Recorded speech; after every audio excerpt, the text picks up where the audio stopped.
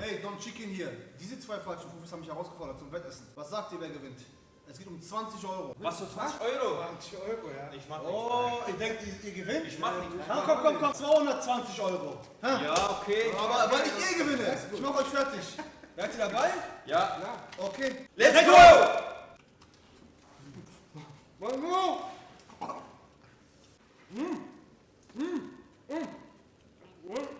Ja. Nein!